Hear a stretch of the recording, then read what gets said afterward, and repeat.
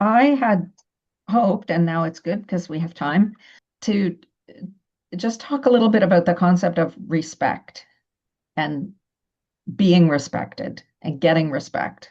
We talk about, yeah, being respected, getting respect, earning respect, um, being respectable has a strong link to worthiness, the way that we use that word.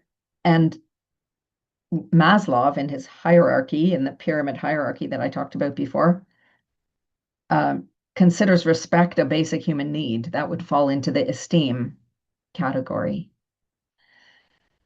So, of course, I looked up the root of the word respect, which comes from a Latin word, uh, respicere, respicere, which means like looking backwards, gazing somehow backwards. If you think about like spect in terms of spectacles, we can connect with that idea of looking at something. So respect is always about looking into yourself and also comparing yourself to someone else, right? Like when you want to be respected, there's a hierarchical comparison that's happening where you want to be here with respect to someone else, with respect to, I just said it automatically, right? It is a comparison with respect to this or that. It's a comparison between you and somebody or some group of people. This is child archetype, this comparison. And where do I fit? Where am I on this scale?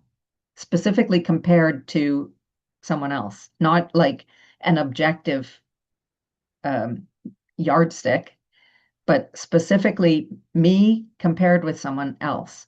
This is the idea of respect.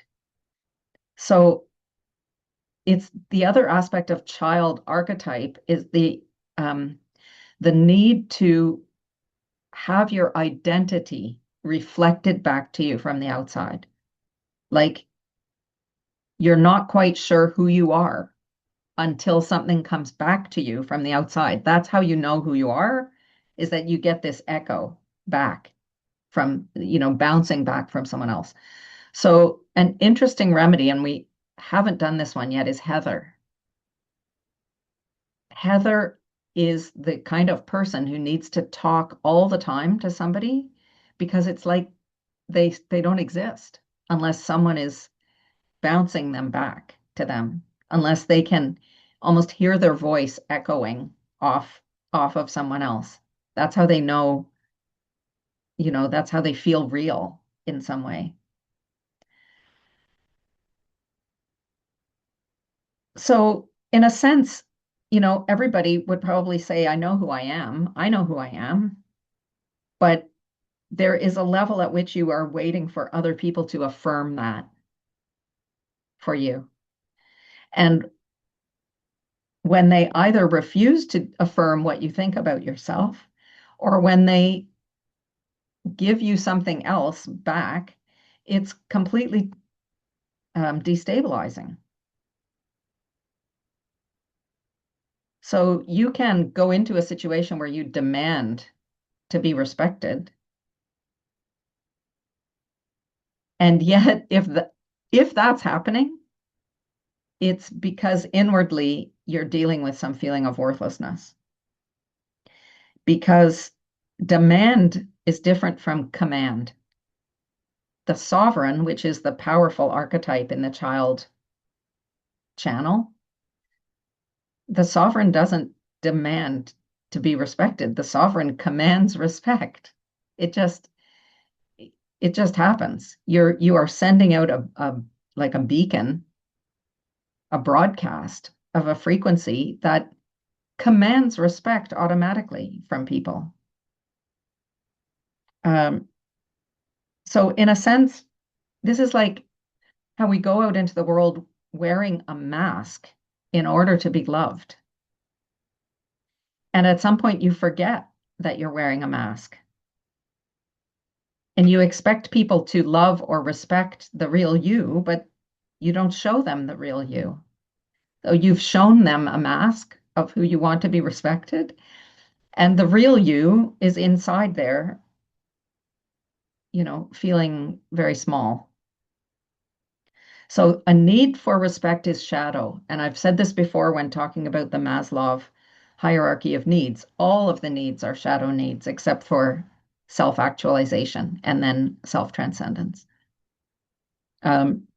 Physiological needs, safety and security, belongingness needs, esteem needs, which is where respect falls, right? These are all shadow needs.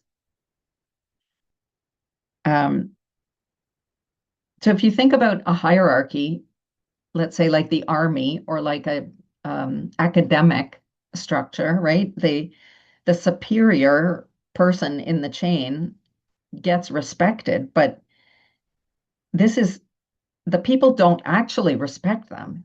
It's a performance that's required by the institution. And in some cases, there may be a kind of sycophantic performing of respect, which is in exchange for some kind of reward or benefit. But it's not actual respect. Like the actual soldiers don't necessarily feel inside of them respect, what we would call actual respect, right? They they are required to perform certain behaviors that signal this kind of respect. The one who actually gets respected, like in that kind of situation, whether it's we could call it a church situation or military situation or an academic situation, the the superior person, the authority who actually gets respected is someone who makes people feel seen and makes them feel safe. And that is a kind of universal situation, right? It's a kind of, so the respect of an actual, I'm going to say someone who generates a feeling, a respectful feeling in another person. It's a kind of combination of admiration and gratitude. That it's a kind of leadership that makes others look, reflect on themselves, and they place you ahead of them because they want to be like that. Like it's a natural leadership of I I want to go in that direction because I want to follow, I want to be like that person. I want to walk that way. So when we think about not being respected, which is such a triggering thing for anybody who is not, I don't know, like quite enlightened, it's important to remember that nobody can recognize value above their own level of wisdom, their own level of taste, their own level of conscious awareness. You don't, you can't recognize what's there to be valued because you're not there yet. There's a great sentence that I read, and I wish I knew who to attribute this to. I looked and I can't find it, but somebody said, if you're one step ahead, you're a genius. If you're two steps ahead, you're a lunatic. And this is really true. Like, if you're a tiny bit ahead of people, they can appreciate what you've got. But there's kind of a threshold where suddenly nobody gets it. You're too far ahead. And you can't have an expectation of being acknowledged or like valued for what you have when people can't even see, it's invisible to them what you have to offer. So, like, do you really want to drop back a little bit in exchange for being validated by, I'm going to say idiots? I don't mean it like I'm saying it to be funny, but like, do you want to pander to people who are at a lower level than you in exchange for their respect? Probably not, right? Um, so talking about self-respect, because this is like a mind game. Like, which is the self that respects some other part of yourself? Like, what does that even mean? That it's really speaking to this divided self that we have. It's a function of human consciousness. The capacity for self-reflection is a foundational element of consciousness.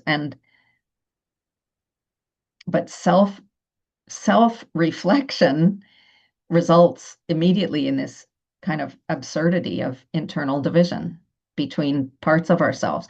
And I've probably said something about this later on in my notes, but just yesterday or the day before, I listened to again, I can't find it again, but somebody was talking about oh, I know who it was. It was okay, I'll have to go back and look. Roger Penrose. Sir Roger Penrose was speaking on a panel discussion about the results or the unexpected side effect of of a treatment that was tried at first in the 60s or 70s to treat grand mal epilepsy, which is a kind of severing of the corpus callosum, which has the beneficial effect on seizures, but it had the unexpected effect of making somebody into two personalities that could be so different that your right hand and your left hand literally don't know what they're doing. Like that I mean, someone can do something with their right hand and have no knowledge of it because that's your left brain. And then the right brain is controlling your left hand. And there's no person inside who knows what both of the sides are doing. To the extent that these two sides could have different belief patterns.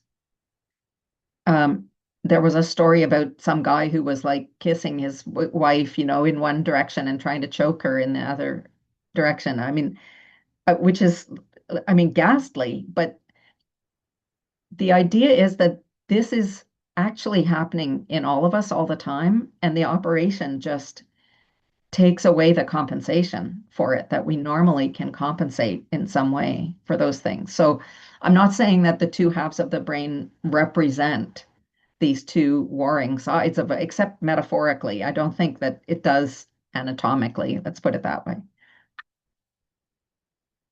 So self-respect is the product of an illusion. And as an illusion, it cannot exist within a state of coherence. So I'm going to say that self-respect is equivalent to a state of coherence. It's a coherent state. It's not that one side of you wins and respects the other side, because now where is the other side in this equation, right? Like they're both you. It's where the judgment has stopped, where the opposition has stopped, where the tension has dissipated. So when somebody disrespects you,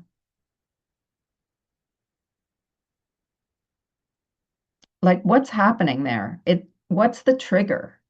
The trigger is that you think it means something. You think it means something about you. Otherwise, it wouldn't bother you. It wouldn't be a trigger. The author Gay Hendricks, I loved that book, the Big Leap. I don't know if anybody who's watching, if you ever read The Big Leap, it's a great book. It's not a new one. Maybe it's from, I don't know, 15-ish years ago. Fantastic book. But he says, when someone calls you stupid, your first reaction is to think, how does he know that about me? It's like before you even get angry and say, no, you're stupid, or, whatever, like the very first thing is that you've been uncovered, you've been exposed.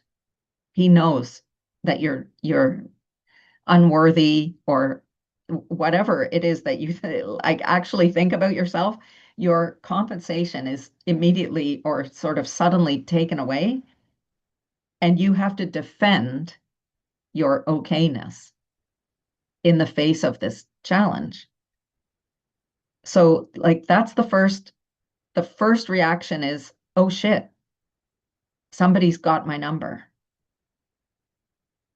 If that weren't happening, it would be meaningless. I have the illusion here of, a baby sitting in a high chair who throws a couple of fistfuls of wet peas at you and, gets you in the face or whatever. Like that could be, you could be pissed off, but you don't feel disrespected, right? It's like you don't think that this infant, engaged with a spectacular aim to like successfully humiliate you. That doesn't come into your field of awareness. So anyone who would openly disrespect you is that baby in the high chair. They are just offloading some shit that inside of them. They're throwing their frustrations out into the world. And offloading your own distorted energy lets you feel balanced for a second or two before it comes back into balance, right? It's just offloading some energy. So what people often say when I have this kind of conversation with them is, but they're going to affect what other people think of you. Like their disrespect is going to enable other people to think less of you in some way, like your reputation. But if you think about this in a larger scale, what you're hoping for is a kind of conga line of lying, right? Where everyone should lie to each other in a kind of circle jerk of performing respect to appease your shadow. Like there should be this societal ingrained thing where everyone behaves in a way that lets everybody hide their shadows from each other. That's the world that we live in, actually, it is. And so if you're listening to this, it's because you're interested in moving beyond that, right? Getting out of this matrix that we have constructed that allows us to effectively conceal our shadow from other people and from ourselves. It's not what we want. And I'm of course, I'm not talking about a world where like Lord of the Flies, that everybody's just attacking each other all the time, right? Because that's like pure shadow. That's not what I mean. What I mean is that it's nobody else's business if you feel respected, because that is all, it's an internal game completely. It is shaking your ability to respect yourself. That is the actual problem. And the anger is actually directed towards yourself for not sticking up for you. And it doesn't necessarily mean that you have to like fling something back at a disrespectful person. It means that you are supposed to engage your energetic mastery to let a feeling flow through you and pass out and be gone and not have any meaning, not turn into matter.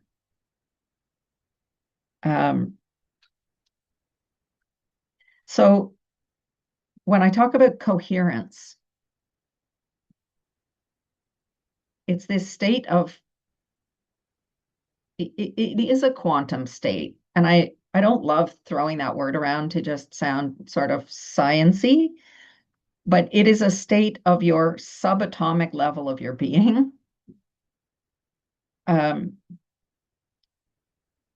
where there is no contradiction, like present in the frequencies that you're streaming or flowing through. So there's no internal contradiction of like two sides that can't be both true at the same time. And there's no role playing, there's no performance. You're just being you. Um, so when you are in a state of coherence, you don't need to negotiate with other people for your identity.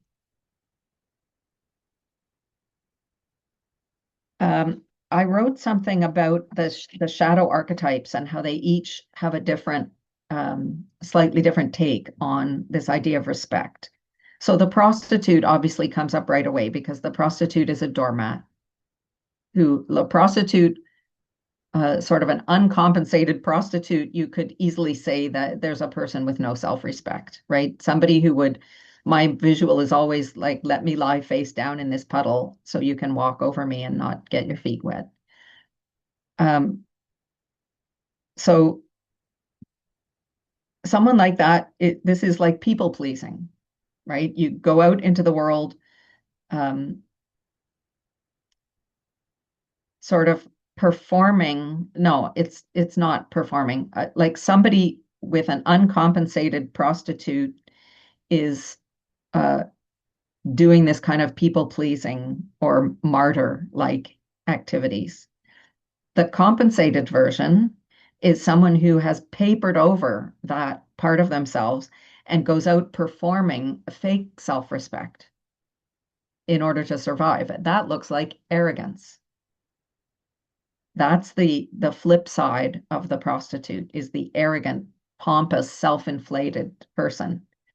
They're two sides of the same coin. So that's somebody sort of not demanding respect, but thinking that they're commanding respect, but mostly people can see through it because it's so shallow. People who are actually coherent don't perform any of that shit. They just don't. Um, I'll use the example, and I don't know anything about this person in real life, but often, uh, I mean, there are memes and videos, whatever, of various celebrities. And one that comes to mind is Keanu Reeves, who's a guy who like goes to work on the subway and sits down next to people and reads the newspaper and drinks coffee and gets off at his stop and goes to like someone who's just living life as an ordinary guy, not so that people will look at and take his picture, but people who are almost unrecognizable in public.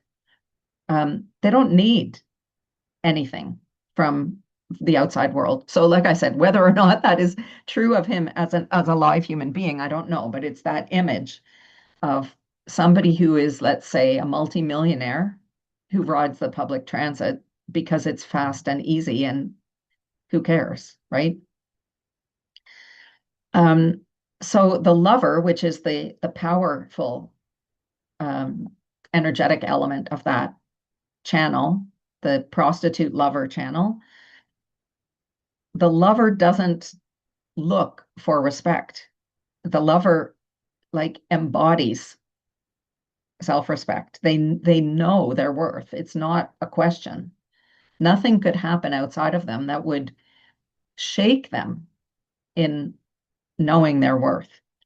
The prostitute also has standards. So this is really important because whatever I've said up to now doesn't mean that you're supposed to stand in a shitstorm and just take whatever anybody throws at you because it doesn't make you feel anything, right?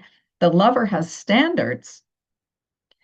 It's about how you design your environment, who you invite into your environment, who you choose to surround yourself with, and how you will be treated by those people that you associate with, who gets to be in your tribe. You get to have standards and say no, like, ew, it doesn't please me to be around people who talk to me that way. So I'm going to another room. I'm like leaving this party. I'm moving to another place. I'm leaving this job. Like, and it's not because you can't handle being disrespected. It's like, it's not to my taste. Like, I don't want to hang around with always with people who are too low down in their development to appreciate what I have to offer. I need to uh, I want what I'm offering to land. I need to find a new environment where that's more aligned with who I am and what I have to offer. And you get to have standards. The child archetype believes that respect is something that other people should just give them just because. Like I see other people getting respected. I want that too. Only they have no agency. The child has no agency. The child has no wisdom or maturity. The child is not absorbing life experience and transmuting it into something of value. So they just whine about not being respected. This is where you hear people saying, nobody listens to me. Or I see a lot in my stepmom group.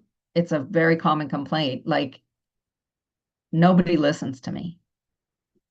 That's a battle cry, almost, um, uh, in a certain social situation. Um, so not being listened to is definitely a symptom of child energy. And I'm not talking about like pejoratively about immaturity. I mean, we all have child. We all have all the shadow in us. But when that is what's coming up, when the thing that you most want to say is nobody's listening to me, that's a sign that you're not in a sovereign frequency, because the sovereign does get listened to. So sometimes a child will take on responsibility that doesn't belong to them in order to earn their place at the table, in order to earn respect, which in their eyes means a sort of notch in the hierarchy. Only it never works. It never works to take responsibility that's not yours, right? At most, you get leaned on. You get leaned on by other people who can count on you to be able to take advantage of that aspect of your personality. So this would be, again, it can be heather, but willow and walnut come to mind. We were just talking about those a moment ago. So willow is the one that can feel resentful, like, why isn't this working? Why isn't anyone listening to me? Uh, and walnut is a kind of, yeah, just the resistance to doing something that's required. Because why should I have to? I want to stay here where I am, and just the change should happen anyway, even if I don't move or participate in it. So again, the sovereign above the child in the hierarchy, in the architecture, the sovereign doesn't need respect. The sovereign is coherent. The respect just flows towards them as a natural consequence of magnetic coherence of your signal. The victim, um, kind of weaponizes respect, in order to feel safe. And also the victim tends to panic when there's a lack of disrespect. Like if being disrespected would cause anxiety, that's a victim thing. Like that respect is somehow required in order to survive. Like you can't be, it's not the same kind of child totem pole of like, where do I belong? But it's like there's only enough for the people who are in this category. And if I'm not in that category, I'm doomed. So the warrior is the power version of the victim, or the victim, channel energy. And the warrior gets recruited by the sovereign to create boundaries. The warrior is about structure and willpower and resources and boundaries by virtue of, structure, framework. So the warrior creates boundaries, but the boundaries are not created to make safety. The boundaries are created as a result of safety. This is a really interesting concept too. So, like, boundaries are a result of self-respect. They don't generate self-respect. I think that's something that a lot of people get backwards. Like, what you need is to create some boundaries. Well, you can create them, but you're going to let people overtake them if you don't have self-respect. It's a performance of boundaries if you're creating them from your victim place. So the boundaries are like a natural evidence of having self-respect. And um, the saboteur is about the mind channel, right? So this is about legitimacy. Sorry, I got to let the dog out here for a moment. Um, the saboteur is about legitimacy. It's about validation. So they're constantly gathering evidence of their worth, and they're always feeling insecure.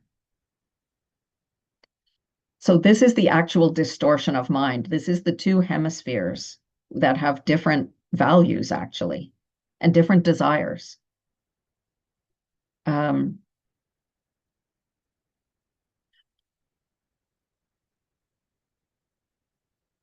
so the magician, which is the power version of the saboteur, um, the magician has no problem looking like a fool. It doesn't bother them. It's part of their toolbox. The magician is a performer. And they can perform whatever in service of their actual goal.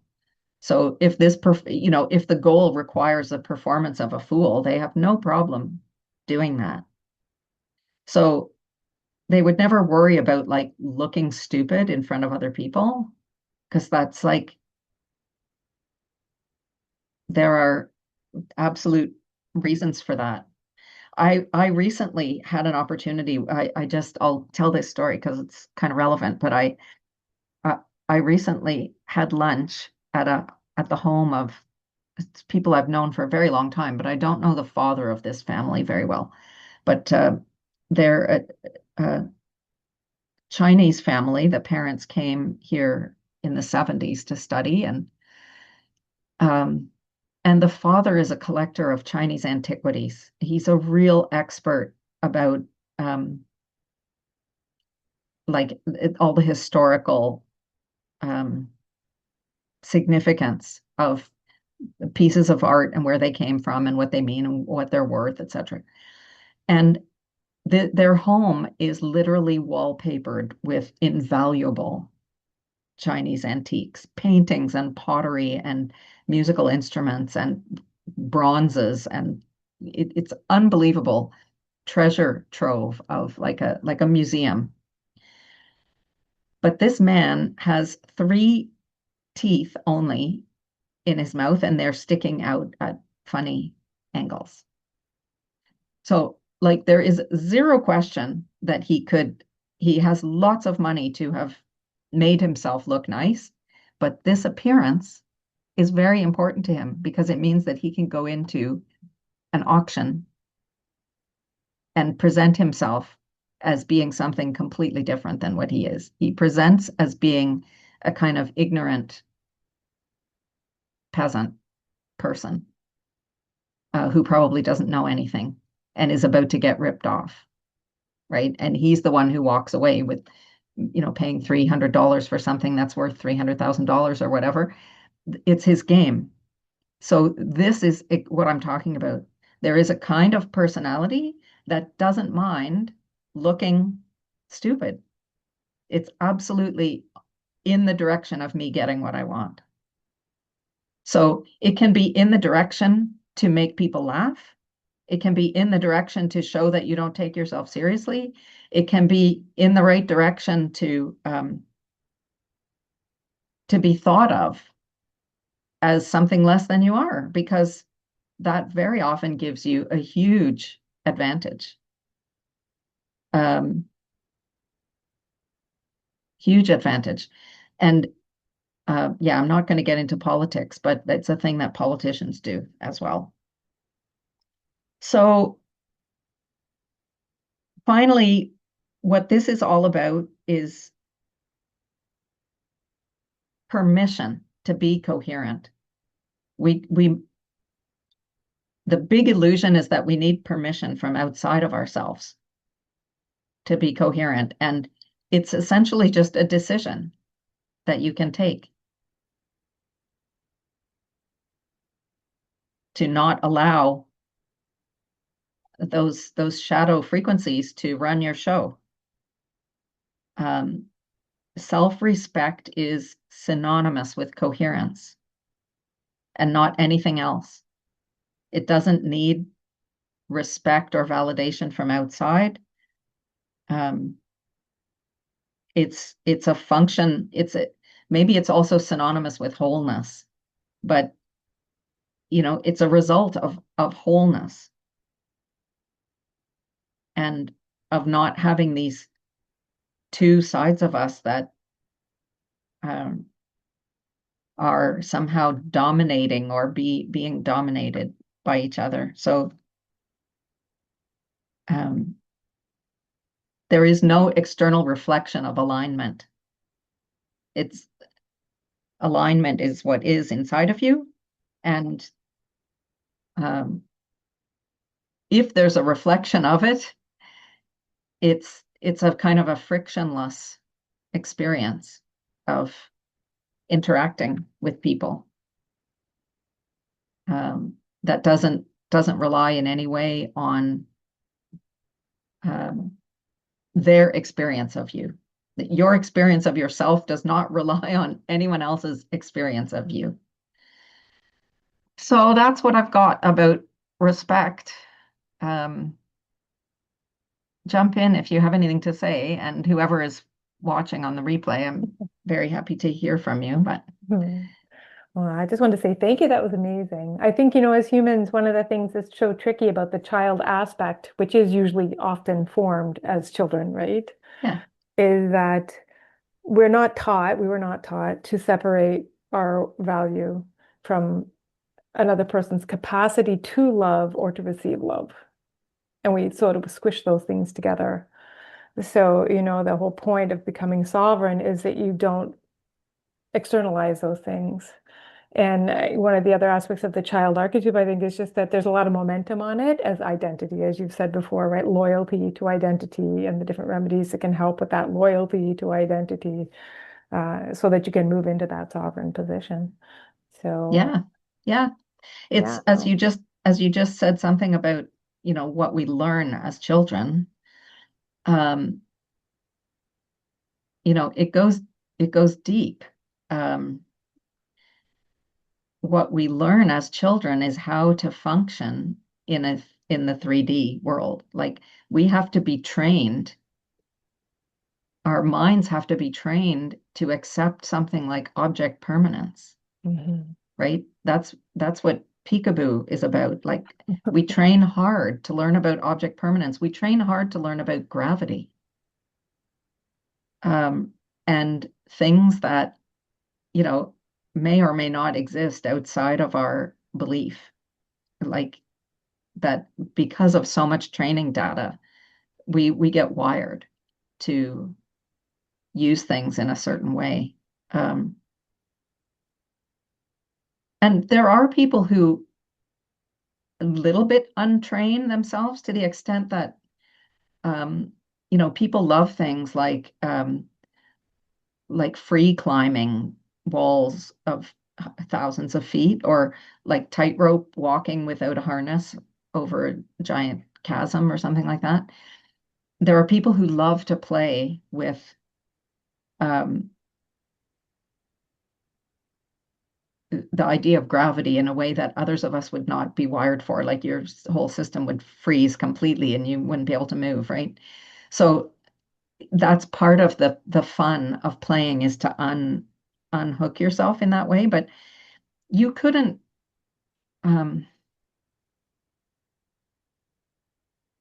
we're seeing this more and more, that children are coming into the world with a different attitude of Mhm. sovereignty. And it makes it very hard for their parents and for their teachers. That it's very hard to um, raise children where you cannot pass on what you know about how the world works, because they're not having it. Like they already know the flaws of that, and so it's very difficult to um, have a kind of completely different parent-child relationship where it's not about preparing your children for life.